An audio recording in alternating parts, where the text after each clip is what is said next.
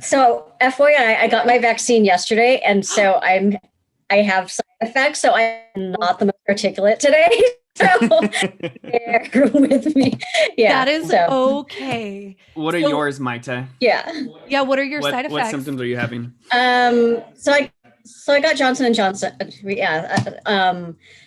It Oh, didn't the hit one me until shot. like 9 o'clock last night. Yeah, the one Oh. shot. But like by 9 o'clock, I was sleepy, tired, and then I've just been achy all day and just Okay. fuzzy. Yeah. So I'm very fuzzy. Can't string together sentences. So That's okay. how this goes. That's okay. Well, congratulations for Yes. getting it, though. It's That's important to get the exciting. vaccine. So I think, I mean, we're live now. We're just going to wait a few minutes because I did say it starts at 4 and it's 3:50. Don't worry, no one's gonna get like third eyeballs or anything. I've had mine since December. My second one since December. So You're guys are still talking curious. about the vaccine. So yeah, also this is Brody. We've been best friends since high school. 21 years, I think. Yeah. Yeah. He was literally the first person I met when I moved to Santa Monica from Santa Clarita. And so just so everybody knows where everybody is, Jane, you're in Seattle, right? Yes. But I grew up in Los Angeles and I went to UCLA and yeah. Oh, Jane. Almost went to CSUN for journalism, ended up going to Northwestern in Chicago and yeah. And that's So how I there's a ended up big- in the Midwest. I was wondering, I'm like, weren't you a newscaster in Michigan? Yeah. Midwest, that's way colder than Seattle. Yeah. Oh yeah. We're Well, so good. happy to be here. If my wife and I Where are in moving LA up did there you next grow year, up? we'll have to meet. Cerritos? Oh, yeah. Yeah. Auto Square, huh? Yep. Mm-hmm. Everyone knows the That's your Auto Square. reference. Because it's on the radio, the commercial, the yep. jingles. Yeah. Cerritos, Auto Square. Auto Square. Yep, I can't Ah. stop hearing it. If you say Cerritos, that's the only place my brain goes. Yeah, and then Gina is in New York right now. She's in Queens. Wait, are you in Queens? You're living at home? No. Yes? I'm living at home, but in the Bronx. Why do I always think that you live I in did live in Queens at one point, Oh. but my family's originally from the Bronx and we moved back to Oh. the Bronx. When? What? Right before I moved to LA. They got a house in the Bronx, and then I was like, well, I'm moving too to LA. Well. I need to catch up on a lot of things, Gina. And then Jess, where are you these days? I mean, you're still in LA, but where? Yeah, I'm still in LA, but I'm in K-Town. Oh, awesome. Yeah. Nice. You were there. Were you living there when we were in our master's program too? No, I moved across the street from CSUN, and then I just moved back to K-Town as soon as we were done. Yeah. I needed to get would that prefer Korean it. food. Yeah. And then the pandemic happened and nothing's open now. Yeah. Well, it's a lot of outdoor tents in Koreatown, that's for sure. Mm-hmm. Oh, yeah. Mm-hmm. Yeah. Oh my gosh, what was the new thing that you're writing about? It's not about any of that, is it? Oh no, I'm co-authoring a paper with one of the professors at CSUN on the precarity of like fan labor on Viki. I don't know if anyone is familiar with Viki. It's a streaming site. They stream Asian dramas. So they'll stream like K-dramas, K-variety shows, like Chinese dramas. They do have fan labor. Yeah, it's voluntary and they don't get paid, right? And so these are people who are doing this for like just kind of the love of doing it. But they translate a lot of the work. And so we look into all of that and how their work is really precarious, right? Because this company is making money off of them. Wow. Okay, this is a whole new world. I'll have to look into it. I've never heard of it. Yeah, I watch it. I use it every day. Yeah, a lot of people do. Yeah. Okay, I'm actually going to go gallery so that people can see everyone. There we go. This is better. Okay, so why don't we do just a quick intro so that we can get started with some of the meat of today's conversation. So, hi, I'm Sarah Hemmert Jensen. You are muted, Brody. You're muted. Oh my God! All this school has gotten me used to muting. What's going on, guys? I'm Brody. Last name Holscher. Yes, as you already know, our background. Yeah, most people will, but if you don't know our background, we're two best friends. We met in high school. We've been best friends ever since. We're both dramatic extroverts and really like to get our feet in a lot of different camps. We started a coffee company together called, I almost called it Worth Wandering. It's called Wander Brew. And all of you will be getting, I hope you drink coffee because we're going to be sending you a pack. But Don't, you'll be we getting started the anyways. coffee business with our well, I was going to say husbands, but husband and wife. And this kind of came out of that because we're interested in doing a lot of things and touching people's lives and hearing people's stories. And so we're really excited to be able to bring such a wonderful group of women together. We've never done a roundtable before. So this is our first roundtable. So those watching, we have 10 viewers already. First of all, my mom says hi to Jess and Gina because she knows you. And we have a few people writing in the chat saying hello. So we have people listening. If anybody in the chat has questions during this conversation, feel free to ask them and I will, give them to our amazing panel of beautiful humans. So really quick, Sarah. Yeah, so please. if anyone in watching it live does have a specific question that they want to note towards like a specific guest, just make sure you guys note the guest you want us to ask the question to. Yeah, absolutely. Thank you. So I see Soph. I'm wondering if this is one of my students. I invited my students from Pierce College to come witness what an amazing roundtable this is. So if that's my student, hey girl.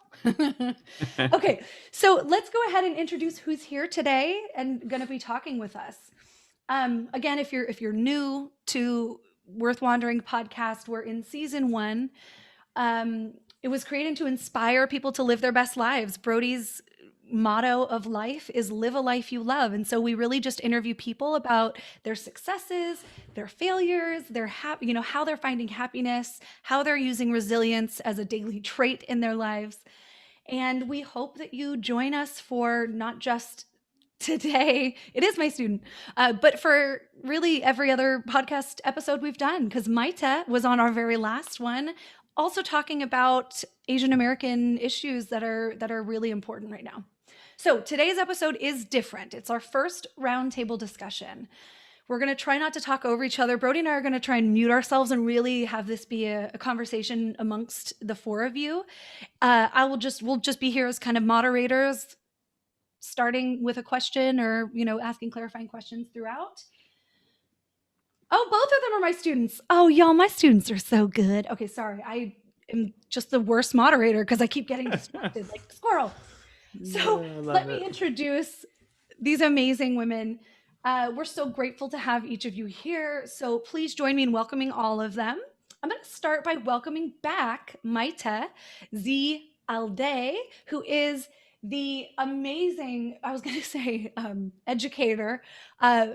You are kind of an educator, but you have an incredible Instagram that is very popular, over 30,000 followers. It's called she's_mighty, talking about tough issues and social change. Her quote is a safe space for uncomfortable conversations. And so we had to have her back talking about this with other, women that are knowledgeable in this area.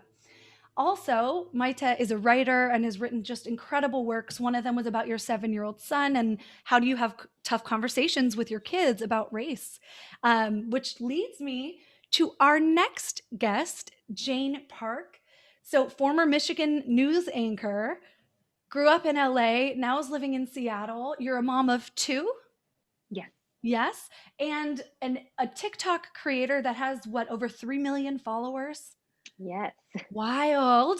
And recently, one of your TikTok videos went viral, and it was you talking to your children about race in a really unique way. And we are definitely going to talk about that. So we'll get into that in a second. So actually, you know what? I'm going to mention it now. So you called it the sight word test, where you do this often with your kids. Mm-hmm. And so how does that normally go? It's just a set of flashcards. It started, I think, last spring, my son was in kindergarten, so his teacher would email us every week a set of new sight words. And so we would cut them out, and I would test it. And basically, it's just so that young children are building up reading skills and learning to recognize certain frequent words, commonly found words by sight. So I put a little twist on it for TikTok, and we had made several videos to use it for everything from like funny to like social commentary. And then the latest was to talk about anti-Asian racism.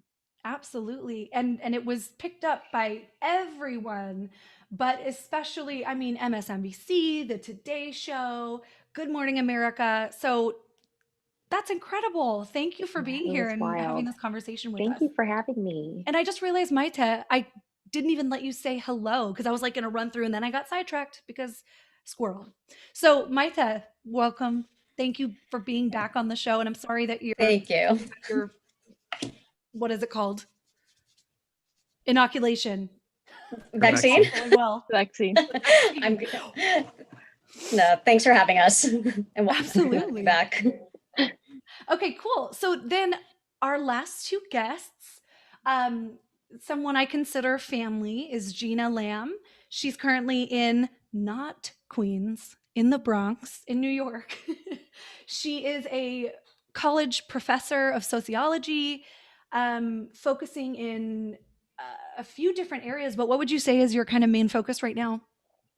I would say it's race and immigration and how immigrants are racialized.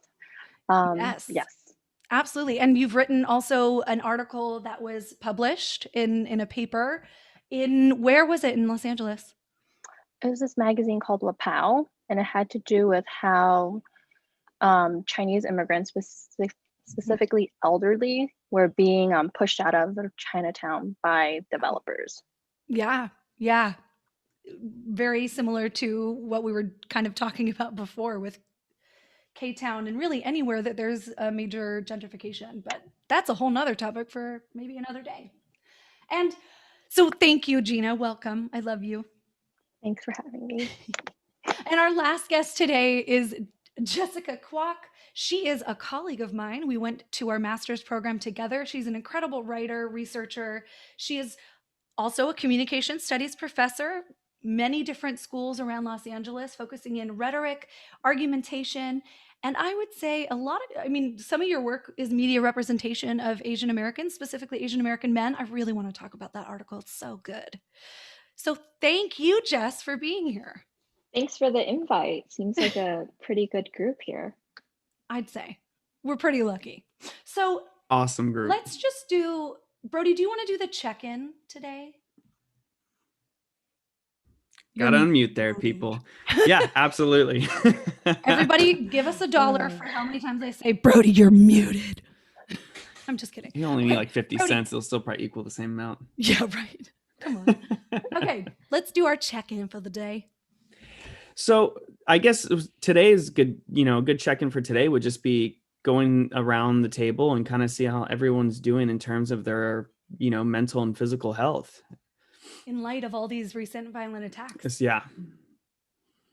So if we want to go around, we can, on my screen, I don't know, we can go around and talk about Maite. You're on my top right. Same. Okay. How am I? It's better than the week of the Atlanta attacks. I mean, I think that week I could not focus at all. I think the entire year has been hard. And I think it depends on what I am eating and seeing on my feed, right? Like someone sent me a video of an Asian woman being attacked at a Macy's in Orange County. And I don't know when it happened, but when I saw when I saw the video, it just it triggered something else in me again. And so I think it comes in waves, but I guess definitely better than I was 2 weeks ago. So thanks for asking. Gosh, I'm so sorry. Jane, how you doing? I also am doing better than last week. I feel a lot of tension, and I've just been tired. I think like Maite said, every single thing I see on social media about continued Asian American attacks on Asian Americans, the elderly, and a lot of them are coming to surface now because of video. So you got to read the caption to see, oh, this happened back in February. But every single one of those pictures, videos is so triggering. I think on the positive side, it has been very uplifting for me to hear from a lot of past colleagues and my family and friends and just my Asian American sisters. And so I really feel like they're kind of like lifting me up. We're holding each other up right now. Oh, that's so great. Maite's whole, one of her sayings is holding space for one another. And so I just feel that. Jess, how you doing? I mean, kind of piggybacking off of what Maite and Jane was saying, way less overwhelming than maybe last week. Probably felt very tired and exhausted, just finding yourself going through social media and reading through some of these posts can be really triggering, but also if social media can be a very dark place as well as positive. And so reading through comments and seeing some very maybe ignorant comments there can also be even enraging. And so I realized that I had to cut back a little bit from going through social media. And from that, I was able to kind of at least protect my mental health a little bit. And so this week it's a lot better anyways, but it is also uplifting in the sense where we do see a lot more people speaking out about it. Especially people maybe that aren't as vocal about social justice issues are a little bit more vocal. And I think that's a positive, right? No matter what. And hopefully today's conversation is more uplifting than not, right? Because we're not going to focus just on, the violence and all that's going on, but talking about how can we be better. So yeah, I can't imagine what this week has been like for all of you, or last week too. So thank you for sharing that. And I'm glad that this week is a little better. Gina, how about you? Hi. I think I'm still grappling with what's happening. It's been ongoing. It's been going on at a more elevated level for over a year. And now we hear it so much. And I feel like every day I get a new video from my girlfriends. And before I hopped on, one of my girlfriends sent a video about a 19-year-old who's in her car and was attacked for it, right? And a part of me, I'm like, that's us. She's not that far away from my age, my cousin's age, who are in college, just starting as freshmen.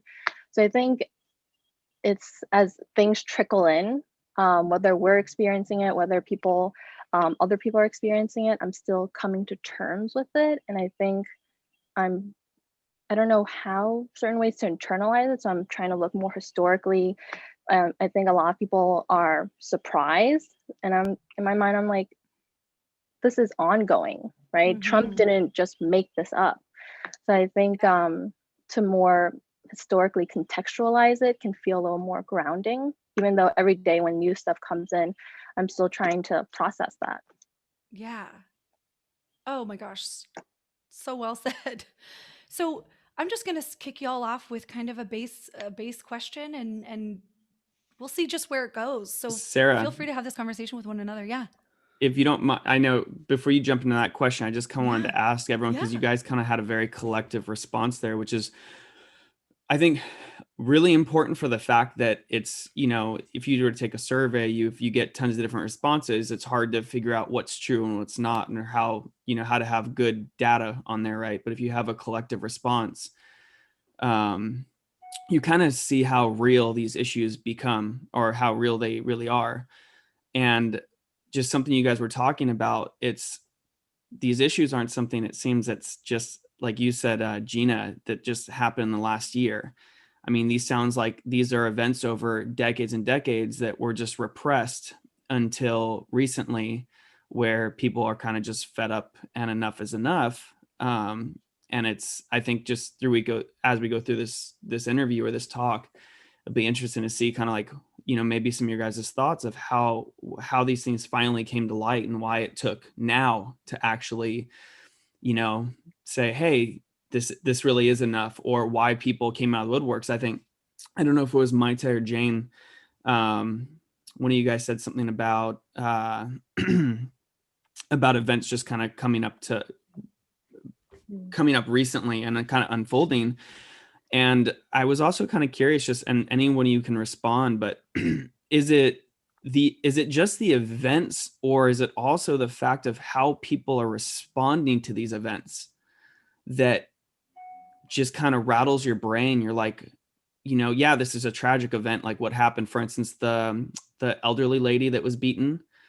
But then you read some of these comments of how people are responding to the events, and you're like, wait, that's more frustrating. I mean, the assault and the battery, and the racism is not okay by any means, but to see these people respond in like, this is a totally okay thing to happen, and that they're for it, is just kind of more shocking to me. And it's like, how can people still have that view in this day and age? Can I just interject with, yes, this is the thing that we saw, I think, when Trump got elected. A lot of white people were like, what? Racism still exists? What? And every person of color is like, yeah, huh? It never went away. It's just not been highlighted or, irritated or poked at. And I mean, there's no doubt that, Gina's right. Trump didn't start this, but he definitely made it okay with the start of the pandemic, calling it, the Kung Asian flu and all of these awful things to stoke that fire. Right. So I love that Brody's kind of talking about like the conversation around the events is really what's more important here. And that's actually kind of where we wanted to start, was what is the conversation that you're hearing around these events right now? What does it sound like?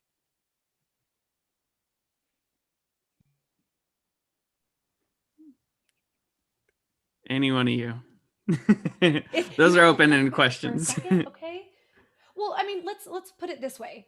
So I think Asian Americans have been largely left out of the conversation about race in so many different ways. Like, we talk about racism a lot and we focus on, different groups at a time, which is good. We need to talk about it. We need to highlight it. But Asian Americans are often just entirely left out of the conversation, as if they're, what was it? Somebody said like this model minority.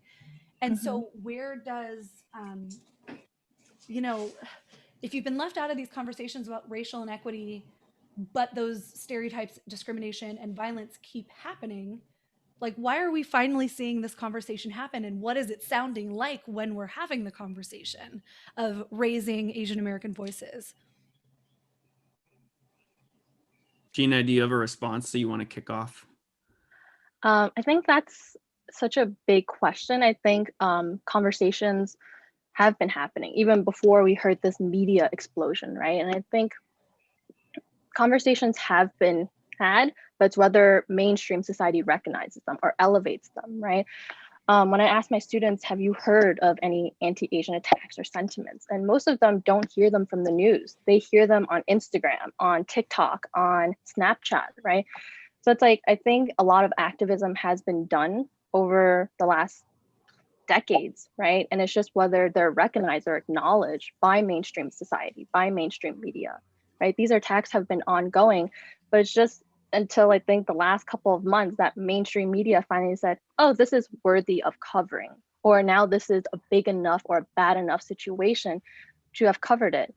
But this started January 2020, right? The first story I heard was this elderly lady, I think it was in February 2020, who's just walking out of her house and 2-3 guys pour lighter fluid on her and set her on fire. She didn't tell anyone until a couple of days later, right? So even thinking about, I think a lot of conversation and advocacy and work has been done, but it's why are we paying attention to it now, right? And especially with social media, how people can very quickly repost, very quickly of how to ally themselves by reposting, comes in so many forms. But I think in terms of conversation, are a lot of different reactions to what's happening. There are some people who are saying, oh, they're terrified and they want more police presence. And then there are a lot of people who say that's not the answer. Like a lot of the attacks that are happening in downtown LA, Chinatown, it's a couple of blocks from the police department, right? 2-3 blocks away. The presence of a police headquarters didn't stop these attacks. So there have been different response in terms of the types of solution, the type of work, the type of work that needs to be done so people can feel safe and feel seen. Mm-hmm. Do you think that news media, in a sense, they only cover topics, just how people like to post things on social media for the likes? If it's not something that's a large enough topic that they feel will get likes and subscribes, they're not going to cover it. And so if Asian hate crimes wasn't big enough, then they're just going to wash under the rug, even though they're well aware of what's happening in the society. You know, news media isn't, they're not idiots. They can be anywhere within minutes by helicopter, right? But when they want to cover something, they will. Exactly. And so do you think that the media, the large media, is specifically choosing not to cover it just because it's not likable enough or subscribable enough? I think it's a lot of factors. Well, I'm wondering. I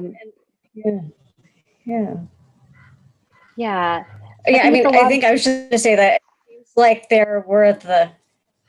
Oh, is there a delay on mine? Let me know if there is. No, you're good. Go ahead. Okay. I think what I was thinking about in terms of just the way the media is portraying it is a lot of the attacks on the elders, they seem to be like isolated incidents and attacks, right? But then once you start to see that it's happening, on a weekly basis and the frequency of the attacks, and I think that's what started to garner attention. And then obviously when you start to have some of the celebrities or more visible people like Amanda's talking about it, then that brought more attention to it. And then the Atlanta attacks, there was no way to then again, a lot of them weren't even calling it a hate crime, right? I think Time was the only one that actually called it a hate crime. Everyone was still calling it people attacked, so it was. Ooh, that language is so pervasive. Yeah, it was just, people killed in Atlanta. That's why one of the things that I did, I started going through all of the ones that I found and started editing them and adding Asian women, and because that needed to be highlighted. But anyway, I think that's what I'm saying. Jane, what were you saying? Oh, so I was saying, I absolutely agree, Maite.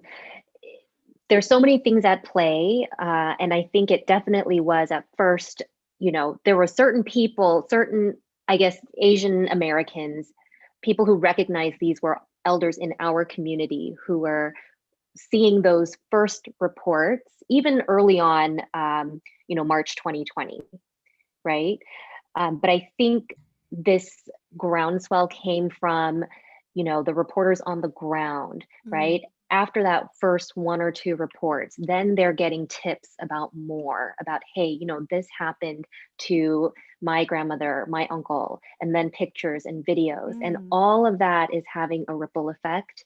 And I think largely it was the Asian American community activists and people who've been doing this work who were noticing and sharing, right? And I want to say Next Shark was my go-to information source because I couldn't get it locally. I knew there were incidents reported in Seattle too, but my local news maybe had like a wrap-up article of, there's been an increase similar to other large metro areas. In Atlanta, the thing that was really awful was that I think what catapulted it into like national discourse was that it was framed in such a way that it was not outright a hate crime. Yeah. And it was a mass shooting. We know those very well. We cover those very well. We humanize the shooter. Newsrooms have a formula for covering these types of events. And when anti-Asian hate was at the center of that, I think that's what made a lot of people wake up. Oh my gosh. You just actually, you just broke my brain, because I'm thinking about, you know, what qualifies as a story that people want to hear. And part of it is what, you know, you all are talking about, which is, I mean, views and what's going to be interesting. But I just went to this place of like, the news is always a reflection of our cultural situation and our biases and the conversation that is important to us at the time. Yes. And in a way, it makes sense that after this kind of collecting of the civil rights movement is happening, and the Black Lives Matter protests were so important and people needed to be heard, and it was what people also wanted to watch via the news. They gave us that. And it almost makes me think that there's been a whole history, and again, this is my privileged, ignorant kind of white woman mind, thinking, oh my gosh, could it be actually true that hate crimes against Asian Americans wasn't important enough to talk about in the media because people didn't care? And that is just such a, it might be really like duh for a lot of people living that experience, but this is where my, you know, my hindsight and my hindsight bias comes into play. I've not had to face those things. You know, I focus on feminism a lot because I'm a woman, but I'm lucky that I'm a very privileged white woman who doesn't have to think about those things. And now I'm like, wow, what a privilege check to think about all the stories and all of the hate crimes and all of the things that have been going on that I was not aware of because I didn't have to be for my safety. And you just made me kind of check my privilege there. So I want to thank you for that. I have a great Yeah. question. So I just want to confirm. So Jane, from what I understand, for Atlanta, it was like local news, but then one of the main reasons that you noticed that it popped up was because of how it was covered, that it wasn't being called a hate crime, even though a lot of people were saying that's what it seems like, right? And the lack of labeling it is what pissed people off, and that's what rose it to higher coverage on the national level. Is that what you're saying? I think that's what kind of sparked the incense that a lot of Asian American community members felt, and then were, you know, reinforcing it absolutely is an Asian hate crime. I don't think, for me, I saw that news alert that day, and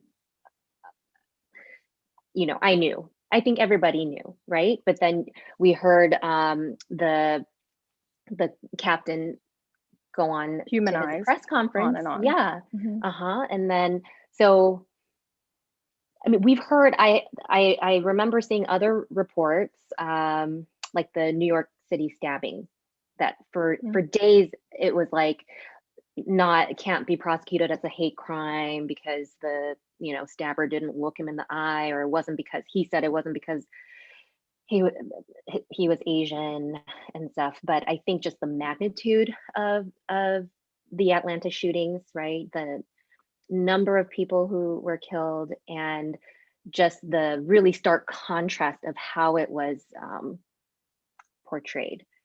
And so I think those initial news reports were critical in just the groundswell of people speaking up and saying, one, here's a problem that's been a problem that we've all seen for especially this past year.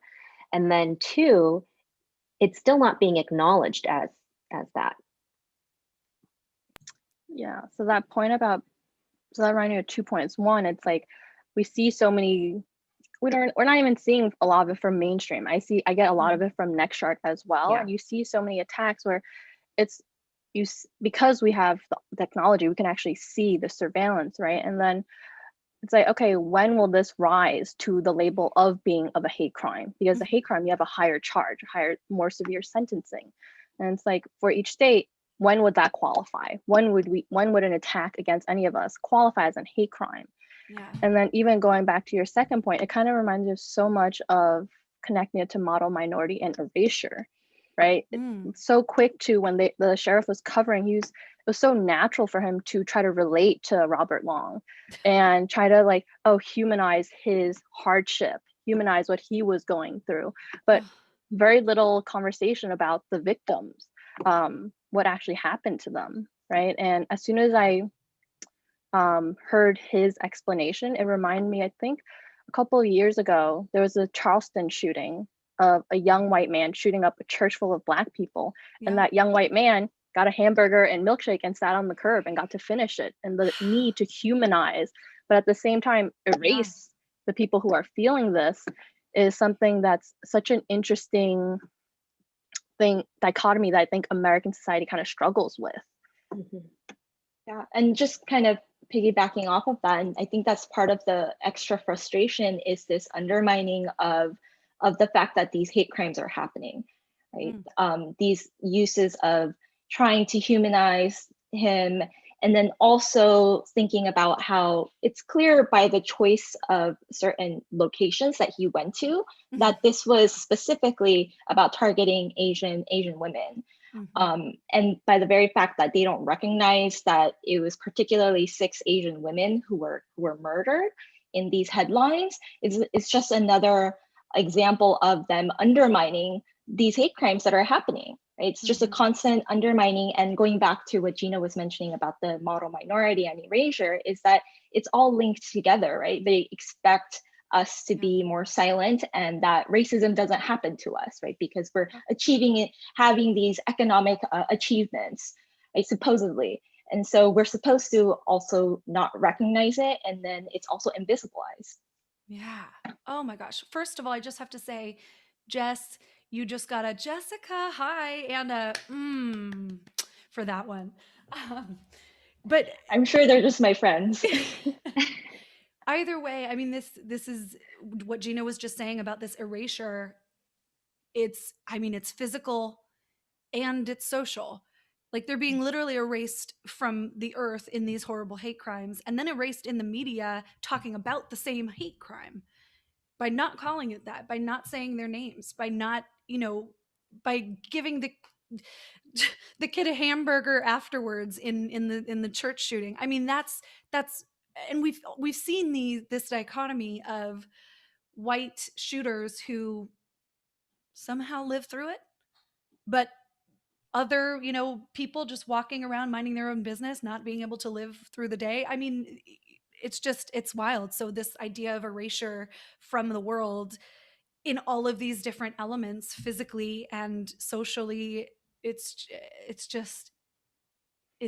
wow. I don't even know how to respond to that, because it's not even looking at humans anymore. Wow. I have a quick question too, and this is, and anybody can throw up an answer. When it comes to society, I think sometimes we live in a bubble, and we have this, sometimes we have a lack of education in certain departments or areas. Now, when it comes to speaking of a hate crime, and it took so long for people to actually label that a hate crime, what do we define as a hate crime, and let's say towards an Asian person versus somebody just killing an Asian person or assaulting an Asian person? And I think that there are people out there that just don't understand what a hate crime truly is, and they can't link things together. I don't know if anyone can kind of explain from your eyes or your perspective, to help people relate to it better.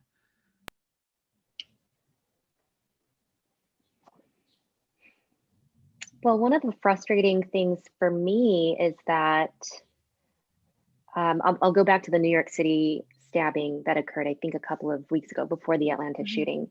I shared it on my social media, and then the next reports that I saw was that the voluntary hate crime task force is no longer on it because they don't have cause to investigate it as a hate crime, because the stabber who turned himself in said he didn't do it because he was Asian. Like taking the perpetrator's word for it. This was a hate crime. I mean, very few will actually admit to that. Sorry. Right. And if there aren't people, in law enforcement, in the criminal justice system, who can make that, have that discernment, you know, then it's going to continue to be hard to call it what it is. They get away with it, and then it becomes normalized to not call it that. Mm-hmm. I mean, that is white privilege right there. and the power of, the power of media is that can be a headline, and immediately people look the other way. There's just another stabbing, like not a hate crime. And it's similar to even what happened in Atlanta, where, you know, when the sheriff mentions that he has some kind of sexual addiction, and the reason why he specifically went to these places was because he has visited massage parlors before, and it's to get rid of the temptation, right? And so then for a lot of people, then now the rhetoric is framed towards how, oh, this guy has a sexual addiction. And that's the reason why. It's not because they're necessarily Asian. And for a lot of people, it'll be easy for them to go to that because they don't really understand maybe the fetishization. I can never say that word. Fetishization, exotization of Asian women, right? Throughout history, right? Even going back to the Chinese Exclusion Act. So from the origins of Asians immigrating to the US, there's always been, or even thinking about how US military in Asian countries, right, throughout history, there has always been a fetishization and exoticization of Asian women. And so a lot of people don't necessarily understand that history. And so then it's going to be a little bit easier for them when somebody frames it as just a sex addiction problem to not recognize it as a racial issue, but see it as almost more of a maybe just a sex issue that this guy has. Yeah. And they don't see the intersectionality. I think that's what made Atlanta so different. Was yeah. Sorry, go ahead, Maite. You do have a slight delay, but go ahead. And I think that's what made Atlanta so different, was that it was the combination of it being at the Asian-owned spas, and then, you know, the shooter saying that, you know, he had his sex addiction. And then I think the Asian women watching this knew what this was. You know, I think everyone, all the girlfriends that I have, we all have our stories around the ways we've been fetishized or the way that we've been approached by men. And, you know, I think that opened up a whole nother story. You know, earlier it was sort of talking about the Asian elders that were being attacked. And then to see Atlanta, then that broke up open the whole story, you know, around fetishization. And then I think even around how Asians aren't a monolith, you know, that just, you know, between the four of us right here, we all come from different backgrounds and speak different languages, but how, you know, oftentimes, you know, someone might think that we're all Chinese or whatever it is, you know, they would just label us all the same. And so I think it's also that not seeing each one of us as individuals, or, you know, and with coming from different ethnicities and cultures. So I think that's another layer to the conversations that are happening. That is a very, very good response to that. Yeah, and it's kind of why we also wanted a panel of women too, because there is an added element of gender here that differentiates certain crimes from others. It's a intersectional issue. Okay, so I do have another question. If we're moving this way, when we're talking about this conversation around how we are discussing these, you know, anti-Asian hate crimes and violence, there is a conversation that I've seen happening. Maite, you have posted about this on your Instagram page, where you paraphrased what some of the things that you're hearing from, you know, just around you, but also your followers, saying stuff along the lines of, I'm too busy fighting my own fight to get involved in yours. Asians have been complicit in hurting the Black community, so it's not my problem. And so we're seeing now this also kind of divisiveness between the Asian American community and African American community. And I mean, there is a history of tensions between the Asian American, African American community. When we go back to the Rodney King riots and how mostly Asian American stores were the ones that were, desecrated, so to speak. So why do you think, how do we have this conversation where we become allies with one another and fight both fights and not go the direction of, well, a lot of the attacks happened from Black men, and then now we're reifying this stereotype of the Black violent man, which is now we're going backward for that fight. So it's, how do we kind of coordinate these fights for equality or equity? I think first it's acknowledging that the Black experience with Asians is totally valid. All three of those different perspectives is completely valid. And I think it goes back to, like the same, what was it, 2 weeks after Rodney King, it was the Latasha Harlins shooting, where it was the Korean woman store owner ended up shooting Latasha in the back of the head. And she was a 15-year-old girl. She, the Korean store owner, I think, got probation and like 500 hours of community service, and she had to pay a small fine.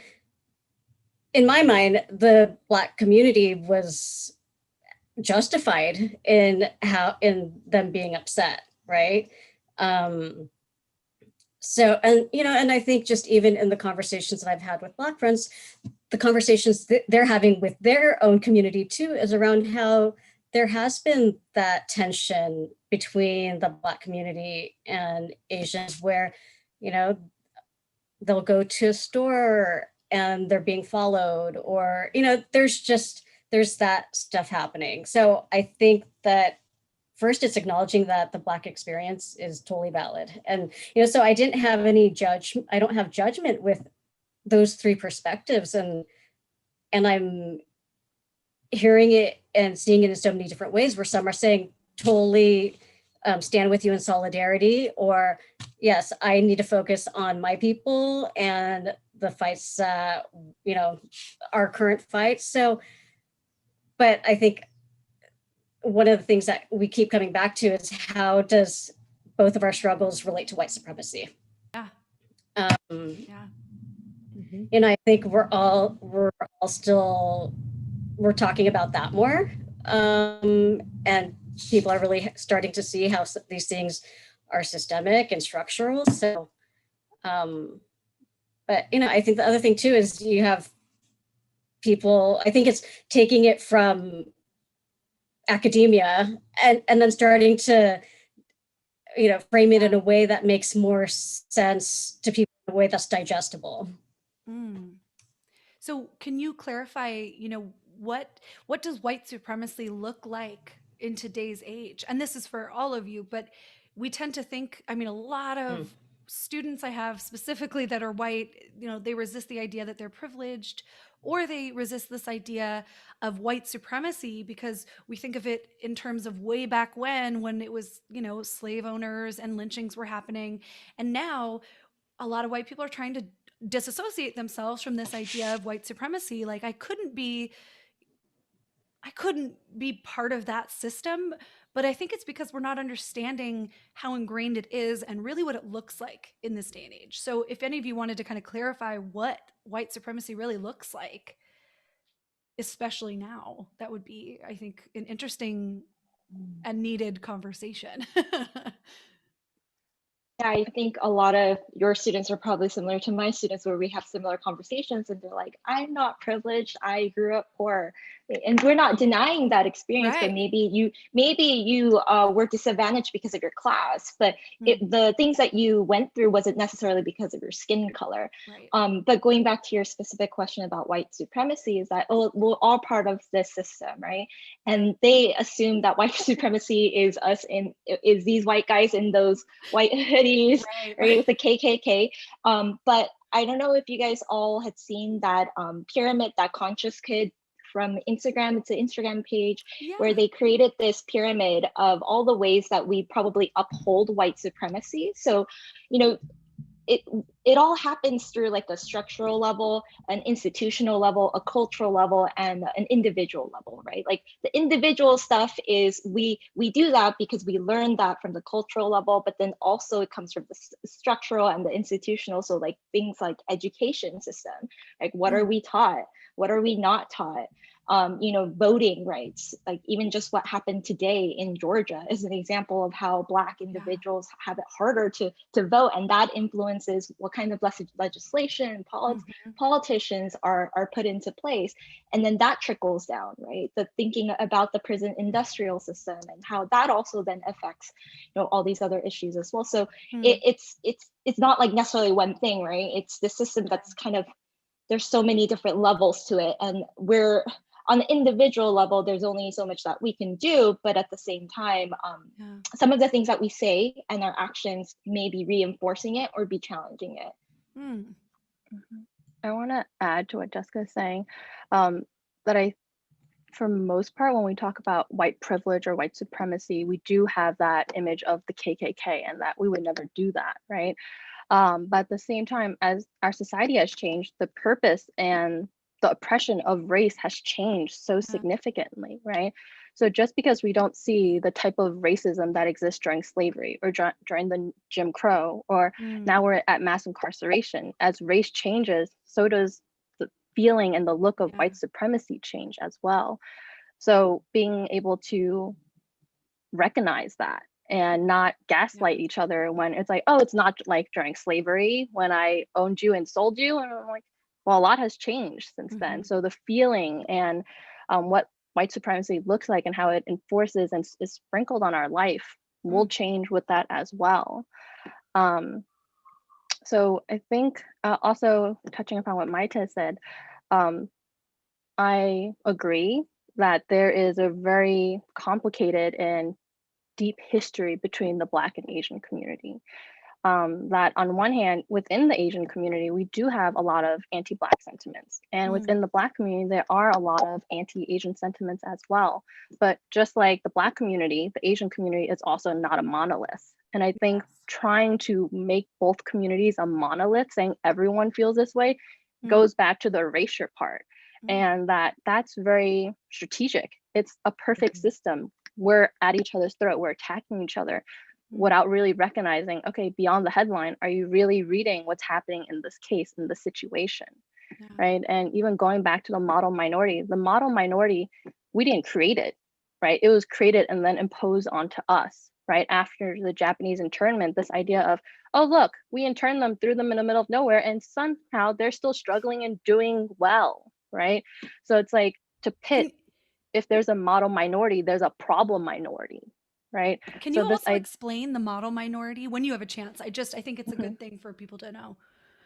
So the model minority is this idea that the Asian immigrants, Asian Americans community as in general is a monolith, that most people across generation are doing better in terms of education, in terms of income, just each generation doing better.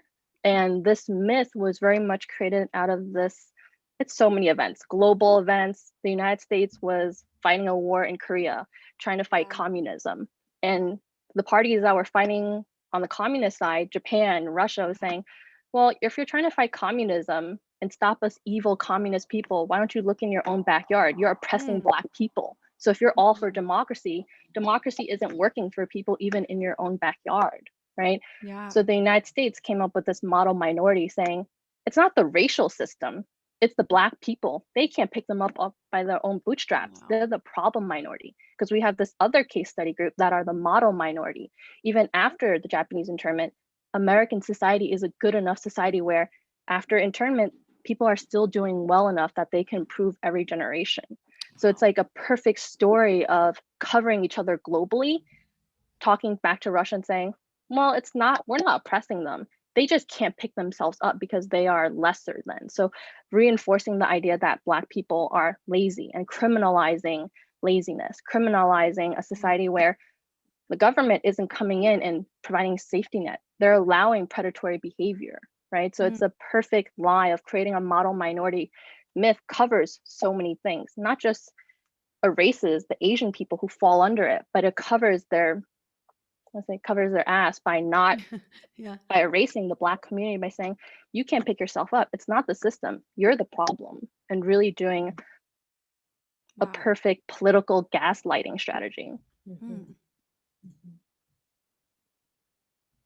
I think that's actually, it's crazy that the way you just said that, because it just made something in my head turn, was like, well, holy shit. Like that is on so many levels in the American society, because one thing you learn, we've talked on, I don't know if it was Maita's episode, we talked about how, I don't remember, we talked about culture. We also talked about like Americans and we're like the we're like very individualistic I people, like versus society. we. Yeah, exactly. And it feels like our society is all about placing blame versus accepting and working through solution. Yeah. And it's just, I mean, it's just crazy how you said it. It's just, when you really look at the deep roots of it, like that's an actual deep rooted problem that we have. And it's not just, hey, I fucked up. But it wasn't like, I know I fucked up, but instead of accepting and taking responsibility, I'm going to blame it on somebody else. Right. It goes all the way to like the racial level of things as well, and singling an entire culture or ethnicity, like ethnic group of people out. Yeah. And makes because one the person country as a whole spokesperson. doesn't want to take responsibility for things and try to find a solution. Yeah. And that reminds me, I think, of what Jessica was saying, even this history of how it goes with the Cold War, with the civil rights movement during this time, the Vietnam War, right? We don't learn about that, right? And even this idea of that there are a lot of cultures that are different, a lot of societies that are different. Some value the we, some value the I, and we largely don't unravel or investigate that. And even not teaching or acknowledging that goes back to erasure. So when we have a lot of hate crimes, it's really hard to break the surface, because Asian people being hurt or being attacked or being robbed, especially a lot of these senior citizens, they do come from lower income areas. All of that kind of real life experience challenges this fake minority myth, which I think most people, it doesn't compute or doesn't make sense. They contradict. Oh, Gina. Okay. So this really brings me back to this idea of the media and this erasure and these, subtle and not so subtle stereotypes, and the way that we marginalize and the way that we erase, Asian American humanness, right? But you were talking about this, I'm going to say it wrong, fetishization. Dude, Jess, I can't. So I'm with you. Fetishization You got it. Thank you. Yes. Of Asian American women. And on the other hand, I'm thinking back to, what did I learn as a little girl growing up? And I hardly saw any Asian American people in the media. In real, Mulan was the only one that I had seen, and well, I have a lot to say about that particular movie, but Jess, I really want you to talk about the paper that you had written in our master's program that was focusing on this idea that when we would see representations of especially Asian men in media, it was often very desexualized. And so you had a paper that was called The John Chose, a genre of contemporary Asian American males on television. And it just, what Gina was just talking about, just kind of all the things we've discussed, microaggressions and, media representation, all of this brings me to that paper. Can you talk a little bit about that? And, has that changed since then? Since you wrote that paper in 2014? Yeah, to set the context, this is pre-Crazy Rich Asians. This is probably when Fresh Off the Boat first came out. But I saw this rise of what I call the John Cho's, because I would if I had to characterize maybe one contemporary Asian male actor before maybe Steven Yeun, more recently, that at least had some kind of romantic relationship portrayed in film or the media. John Cho, the actor John Cho, would be a great example. So that's why I called it the genre of the John Cho's, because I noticed that there was more representations of Asian men being desired, right? And in romantic relationships. So for example, Stephen Yeun's character in Walking Dead, Glenn Reed, it was the primary romance in that show is with Maggie, right? Another character on the show as well. And then this was also when John Cho had he was I think he was the main lead actor of Selfie. It's a show where it was a romantic show between an Asian male lead and a white female lead, and so it was one of the kind of the first of its kind. It got canceled really quickly, but there was a little bit more, let's say, like representations of Asian males being desired. And so I wanted to write about this because historically we see that a lot of Asian men have been emasculated in the media. So on one hand, you'll have like the Bruce Lees and the Jackie Chans where they are hyper masculine, but in comparison to their white counterparts, they don't necessarily show like the sexual prowess, right? So that's usually not there. And so typically in terms of romance, if anything, a lot of the Asian male characters like, most famously Long Duk Dong from 16 Candles, right, is an example of an Asian man who is like emasculated and seen as unattractive or undesirable, or asexual is where a lot of the stereotypes come from for Asian men. And so I saw an increase of that, and so I analyzed it. But what I saw from the reactions from a lot of Asian male celebrities, or at least somewhat celebrities, like Eddie Huang, the creator of Fresh Off the Boat, he was like, yeah, this is so great. And the Asian dude finally gets the white chick. And a lot of the reactions from these Asian men were this feelings of like validation, right? That like, hey, we're desirable too. But where I maybe kind of problematized it was this idea that there was also then this like trophying of like the white woman, right? Like conquering of like, oh, the ultimate unattainable, right? And so what it does is that, well, it's great. Yeah, we have this different representation, but at the same time, it reinforces like this hegemonic masculinity, right? Like white male masculinity, the ability to be able to be sexual and be masculine, but also then attain this particular person. And so I was seeing the dichotomy between the two. I think now it might be a little bit different just because we do have a little bit more representation, but I still don't see a lot of Asian mainstream, love romance relationships being portrayed. And that's very limiting of the Asian experience. That it doesn't necessarily reflect kind of the multitudes of the Asian experience. Yeah. All right, Brody, you got a question? We're almost done here, but I mean, I'm loving this conversation. I don't really want it to stop. You're muted, Brody. See, give me $1. All right, you just saved yourself a lot of swear words right there. So as you see me, I actually like write down extra questions that I like to go off script. I'm more of like an off script question person. Sarah's the script question person. But one thing that we talked about on Mike Tay's episode, and we can revisit. We can revisit that, and then Mike Tay and Jane, I want you guys to both kind of pop in with your talks, and it's back to the whole, how do we have these conversations with our children? And I think as we develop as a society, that's my favorite word today. I think important. as we develop as a whole and as a country, we need to start with our young, right? And we need to have these important conversations with them, because that's how they grow, that's how they learn.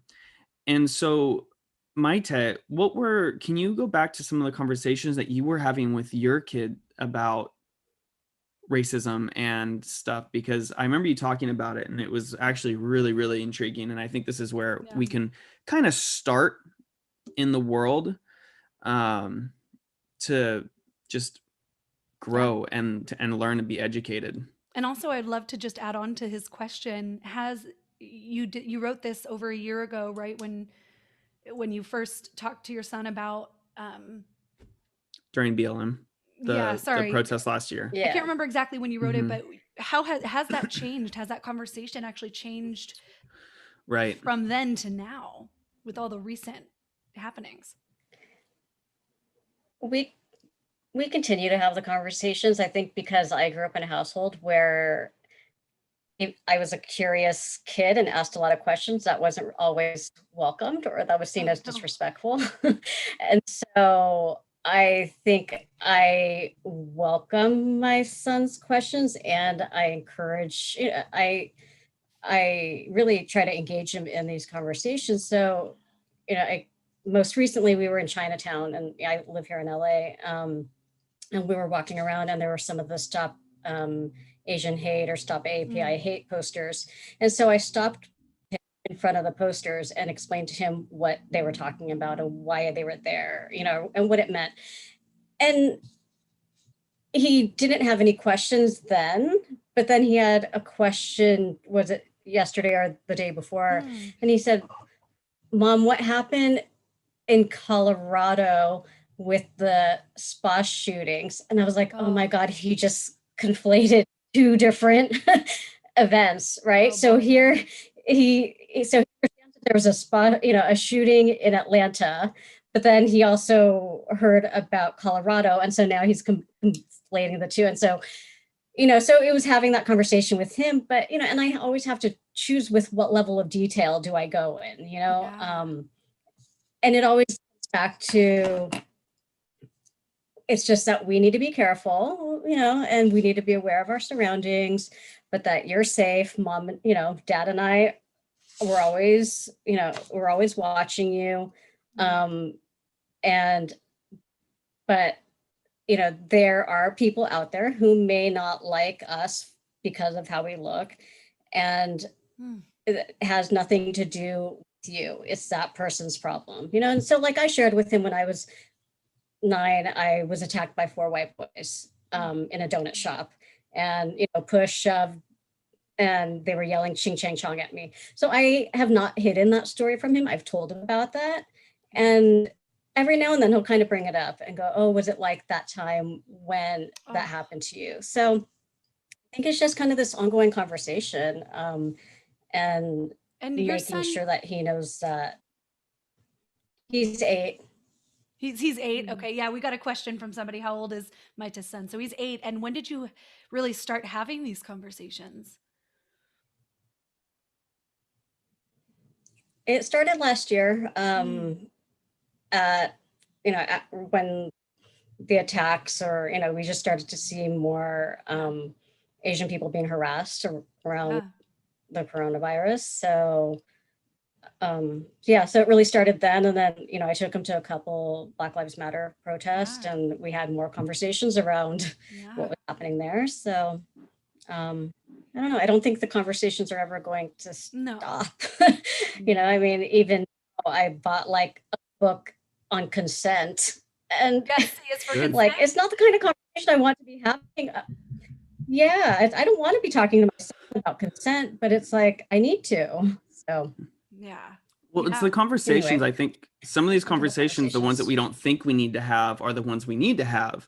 Sometimes it's I want to relate 2 things, because I have a follow-up question for you, Maite. It's when, I think I brought this up last time too, but so when I was volunteering with the sheriff's department, I remember we walk around this this festival thing, and it's so funny how many people said, you see them? If you're bad, they're going to arrest you.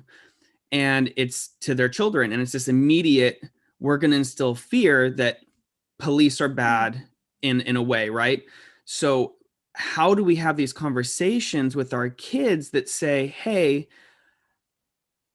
you need to be careful, but how do we not make our children afraid of other races, and to slowly develop this fear for, like, oh, I'm fearful of white people, I'm fearful of Black people, I'm fearful of Latinos or Asians.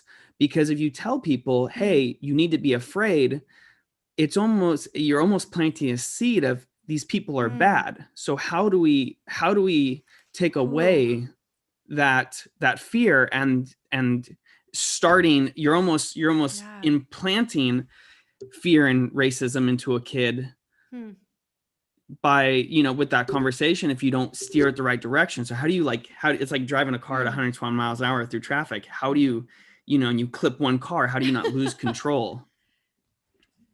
Oh, that's wow. I know. Sorry if that's a I think it's deep question or friendships, anything. right? I think it's friendships and relationships and making sure that our group of people that, our family and friends, that they're diverse and making kind of those conscious decisions too about having diverse friendships. But yeah, I'd be curious to hear, Jane, like your take on how you've been approaching it with your kids. And how old are your kids, So Jane? my son is 7. He just turned 7, and my daughter just turned 5. Wow. And I think my daughter's maybe a little bit young. She has some developmental delays, and so her communication is a little bit delayed. So she can understand, she listens, we don't keep anything from her, and that, okay, this conversation is just for, the older one. But very similar to Maite, we started those conversations last summer. And we also started talking more about his Korean identity, which was not something that I had intentionally, it was like, one day I will have to enroll him in Korean language classes. He knows that we're Korean because we eat Korean food and stuff. And this year, since we moved to Seattle, we have more Korean friends. I think the first Sunday we went to church, he asked me, are all these kids Korean? We go to an English-speaking Korean church. And I said, yes, because when we were in Michigan, he was like one of like 2 or 3 other Asian families. And so like not all Korean. Then when we started having the race talk, we talked about skin color and features, and he had no idea that we were, no framework that Korean also meant we were Asian, but that also meant we were American because we were born and raised here. So it was a lot of those, just kind of, we're learning, it's okay, we're gonna mess up. One of the questions my son asked me was, oh, well, are we white? Because our skin is light.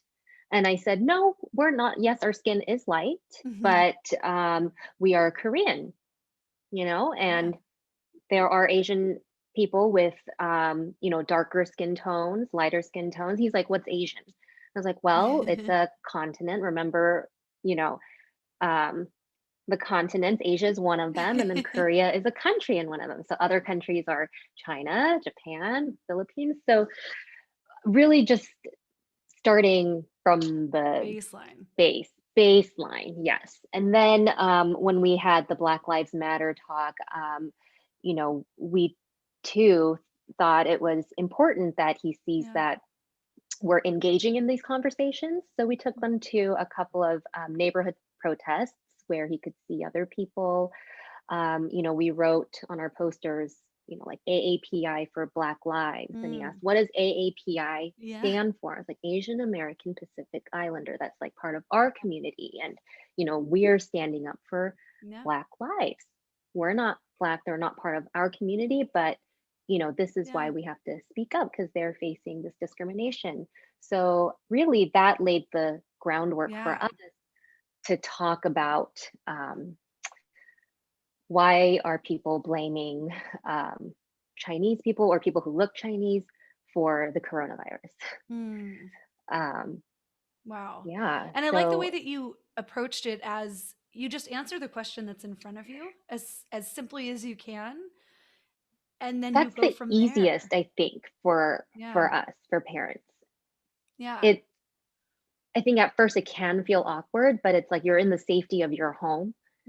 And I think what a lot of parents have been echoing is that we don't have a choice but to have that conversation. Right. Because of everything happening around in in our world. And the kids know, they see us on our phones. They want like, what are you reading? What are or what are you reacting to? Yeah. So I'll also add that, one of the questions for this is, how do you know when they're ready to have these conversations? And especially as a white mom to two very, very white, blue-eyed, blonde-haired boys, it's something that I think about often is, we have all the children's books, that are starting to talk about diversity and that are talking about fighting for, people's rights. I mean, we have an activism book that he loves to read. And I didn't know at what point do we have more of the in-depth conversations. And recently my son also has a slight delay in speech. And he's doing speech pathology with an amazing speech pathologist. And she asked, they'll show pictures of, people, and she'll say, who's that? What are they doing? And my son has already started to recognize different races because he said, Black father eating with son. And so I was like, oh, he's recognizing race. Now, I do have stepmom and step siblings who are Black, and that could be part of it, that he talks with them, he sees them and recognizes that there's a difference in our skin color. But it's going to be interesting to see, do I let him take the lead and just kind of answer the question in front of me, in addition to doing what I can control, like get books that are helpful. I know that Jane, you had a book that you recommend. What was it? Young, Proud, and Subject. Yeah, I have it right here. Oh, yes. Young, Proud, and This Subject. is, really good for just talking about what's happening right now with, Right. the COVID-19 and blaming of Right. Asian Americans for that. Yeah. And I guess my last question for that is what really Brody was saying, which is we don't have to have that conversation with our sons about protecting themselves necessarily. It's not the same. And Brody was highlighting something that I think is important, which is it's hard to teach about empathy and equity, but also safety. And that is a real concern. I mean, as a woman, I likened what he was saying to just as a woman and a sexual assault survivor several times. I don't hate men, and I don't walk around thinking like they're all bad and they're all going to get me, but I certainly do walk around always knowing who's around me. And I certainly always, check to see what kind of conversation is being had behind me and how many men there are and where I could run if I needed to. And so it's less about, I think for me, if I'm trying to understand that perspective, being safe and cautious, there is a line of being safe and cautious, but also being empathetic and understanding that not everyone is violent and dangerous. But he's right. How do we draw that line? What are those conversations that we have without ostracizing or creating this fear of the other, right? I mean, I don't know if there's an answer for that any of you have, but it's a consideration. I think it's very I can use an example of Sorry, Maita, you just sorry slight for my delay. lag, guys. No, that's okay. So you go ahead, Maita, and then Gina, just kind of go off of her. Yeah. Yeah. So we were driving and someone cut me off. And so my son asked, did that person cut you off because they're racist? And so if someone's racist, I think they're probably just in a hurry to get to wherever they were going, And so I think it's taking those moments to just educate our children and say, okay, this situation was racist, this situation. Yeah. That is really good right there. And Gina, what were you gonna say? I think it's very, because I've been reading that it's not just, let's say, elderly people who've been attacked, right? There's been a huge increase in children bullying each other to the point where they send each other to the hospital, right? God. So it's the idea that what's happening is happening to people who are seen as most vulnerable in the community, and that includes children, right? And so many of conversations should be had had and need to be had. But at the same time, going back to what Brody's saying, how do you discern? Yeah. How do you raise people who can be proud and walk tall and not be afraid, right? Because even the opposite of my parents raised me to be terrified, right? We did grow up in the Bronx. We grew up in the 90s during the crack epidemic, and Yeah. they trained us to be fearful, right? Yeah. And in certain ways that plays into this minority myth of Asian girls are mousy, small, and quiet, right? So there's so many layers to it. And I would say even in my college class, a lot of my college students, some of them are saying, oh, is there a race war going on? And I'm like, okay, we need to unpack that. And and I would say, going off of what Maite is saying, that every situation needs to be seen as an isolated situation and to be delved into and to address that situation and not extrapolate it or generalize and further tack this what happened in this one case to, oh, majority of people are like this, or majority of people will see me like this, to really take it and explain it case by case.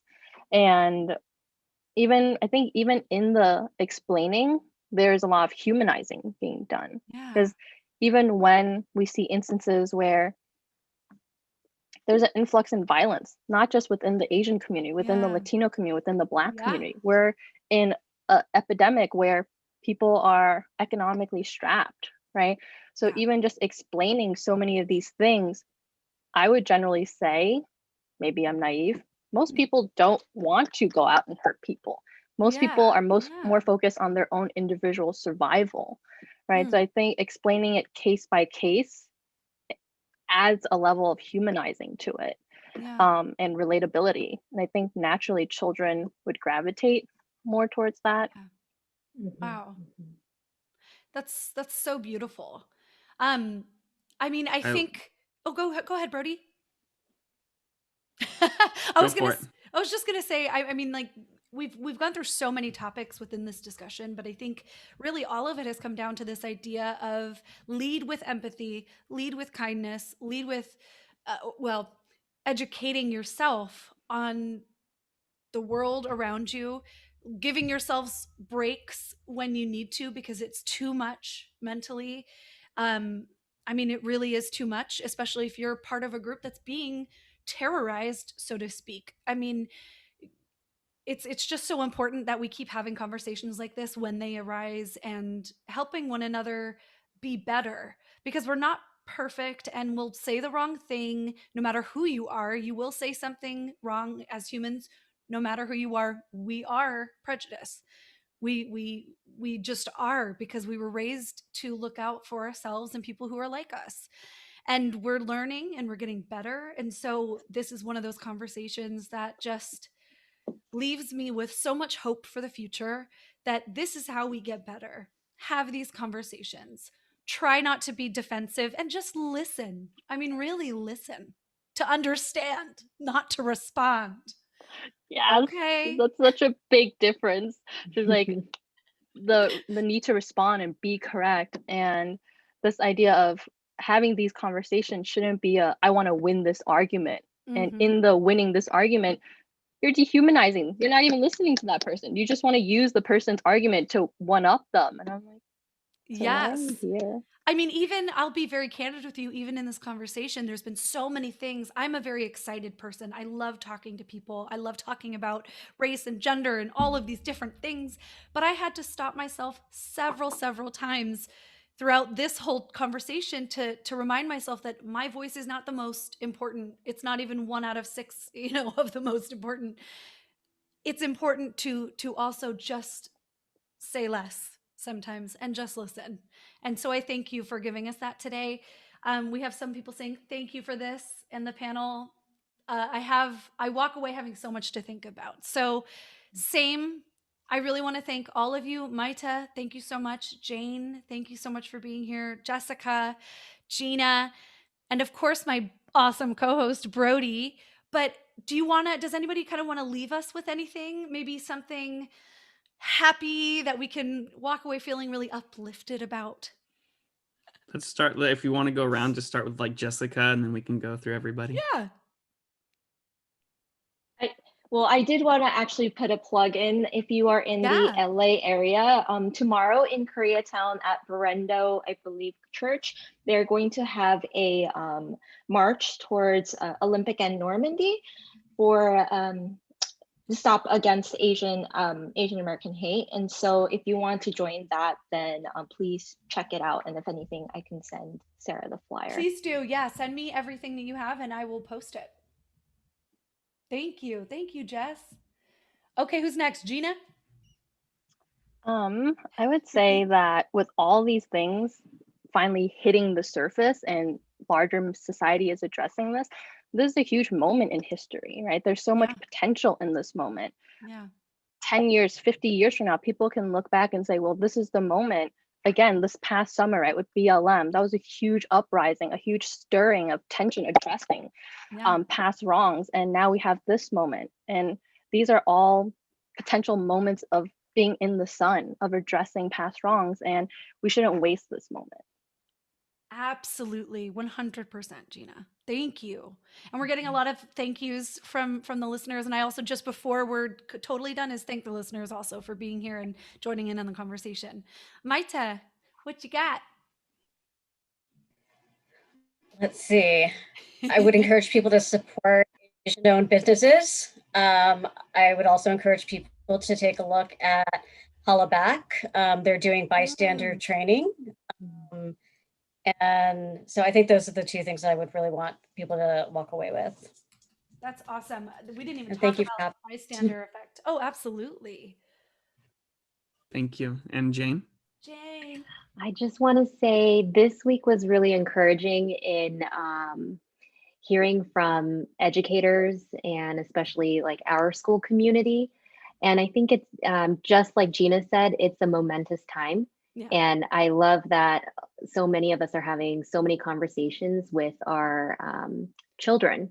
Yeah. And I really think that they are going to change the world because they are far beyond where I was, you know, at this young age. They're aware, and we're learning that they're so intelligent, and that's where the future is. Absolutely. I agree. Thank you. Thank you so much. We are so blessed to have all of you here. Thank you. Seriously, thank each and everyone. You guys are all absolutely amazing. Everything you do and you speak about is just phenomenal. And Jane, just like you said, I mean, the kids are our future. The children are our future, and it doesn't matter if it's the children are our future. But even if you're older, you know, if you're any of our ages, and if you feel a little uneducated about everything that's going on, there's no better time than now to listen and to learn.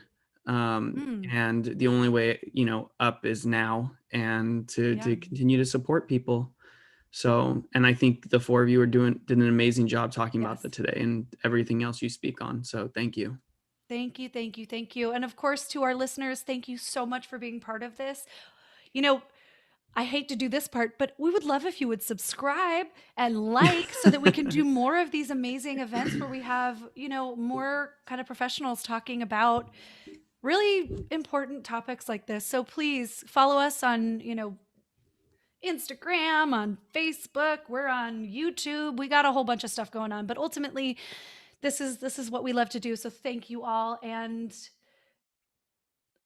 let's see this change happen. Yep. Thank you. Thank you. Thank you. Thank you. Take care, everybody. Thank you so much. Thank you.